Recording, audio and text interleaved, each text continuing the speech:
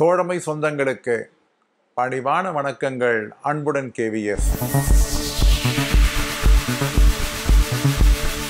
அஞ்சல் இலாக்கா 29/11/2024 அன்று அஞ்சல் துறையினுடைய எஸ்டாப்ளிஷ்மெண்ட், அதாவது ஊழியருடைய கணக்கினை எடுப்பதற்கு ஒரு புதிய சாப்ட்வேர் மற்றும் போர்ட்டல் உருவாக்கி இருப்பதாகவும் அது 15/12/2024 முதல் நடைமுறைக்கு வரும் என குறிப்பிட்டிருந்தது.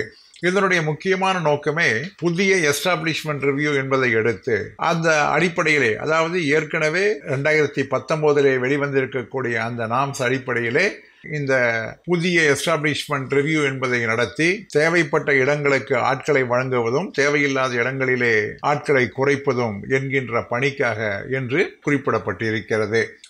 அமைச்சர் அவர்களே நேரடியாக இந்த நடவடிக்கையை பார்வையிடுவதாகவும், ஆகவே 4 மாதங்களுக்கான டேட்டாவினை உடனடியாக கையிலே வைத்திருக்கும்படி, அதாவது FSI, CSI, DPMS ஆகியவற்றில் இருக்கக்கூடிய அந்த டேட்டாக்களை தயாராக வைத்திருக்குமாறு அந்த 29/11/2024 கடிதத்திலே குறிப்பிட்டிருந்தார்கள். தற்பொழுது மீண்டும் 15/1/2025 அன்று இந்த ஸ்பெஷல் எஸ்டாப்ளிஷ்மெண்ட் ரிவ்யூ என்பது துணை அஞ்சலகங்கள் மட்டுமல்ல, ஹெட் போஸ்ட் ஆபீஸிற்கும் வரக்கூடிய பிப்ரவரி 3ஆம் தேதியில் இருந்து 28ஆம் தேதி வரை நடத்திட வேண்டும் என்று அறிவுறுத்தப்பட்டிருக்கிறது. இந்த ஆன்லைன் எஸ்டாப்ளிஷ்மெண்ட் ரிவ்யூ என்பது 3 பிப்ரவரி துவங்கி 28 பிப்ரவரி வரை நடைபெறும். பெரும்பாலான டேட்டாக்கள் எல்லாம் தானாகவே எடுத்துக்கொள்ளக்கூடிய அளவிலே இந்த சாப்ட்வேர் போர்ட்டல் நிறுவப்பட்டு இருக்கிறது. மேனுவலாக அதிலே உட்செலுத்த வேண்டியது என்பது மிக குறைவாகத்தான் இருக்கும்.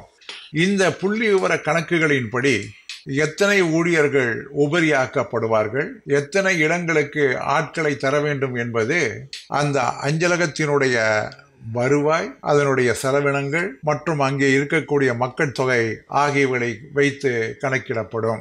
இந்த ரிவ்யூ என்பது ஒரு சப் போஸ்ட் ஆபீஸிலும் ஹெட் போஸ்ட் ஆபீஸிலும் தேவையான அளவிற்கு ஆட்களை வைத்துக் கொள்வதற்காகத்தான் உருவாக்கப்படுகிறது. இந்த அடாக் நாம்ஸ் என்பது 2019 வெளியிடப்பட்டது. அந்த 2019 வெளியிடப்பட்ட அந்த நாம்ஸ் என்பது ஆட்சேபனைக்கு உரியதாக அன்றைய தேதியிலே எதிர்ப்பு தெரிவிக்கப்பட்டது. ஏனென்றால் அது ஒரு சயின்டிஃபிக்காக இல்லை, அல்லது ஒரு குறிப்பிட்ட சில அலுவலகங்களை மட்டும் பார்த்துதான் நடந்ததே தவிர முழுமையாக அனைத்து அலுவலகங்களுக்கான அந்த புள்ளி விவரங்கள் சேகரிக்கப்படவில்லை.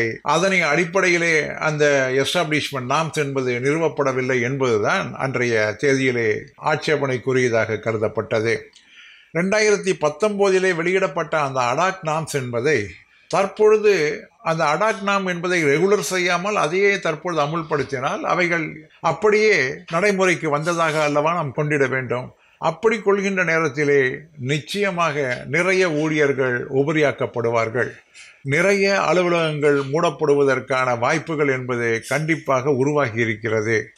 இந்த நிலைமை மிக மிக ஆபத்தான ஒன்றாகும். இது உடனடியாக தடுத்து நிறுத்தப்படவில்லை என்றால் அந்த புதிய நாம்ஸ் என்பது தொழிற்சங்கங்களுடன் கலந்து பேசி ஒரு முடிவு வரக்கூடிய காலம் வரை இந்த ப்ராசஸினை நிறுத்தி வைக்கவில்லை என்றால் இது நிச்சயமாக அஞ்சலக ஊழியருக்கு மிகப்பெரிய பாதிப்பினை ஏற்படுத்தும் என்பதை சொல்லி முடிக்கின்றேன். மீண்டும் சந்திப்போம். அன்புடன் கேவிஎஸ்.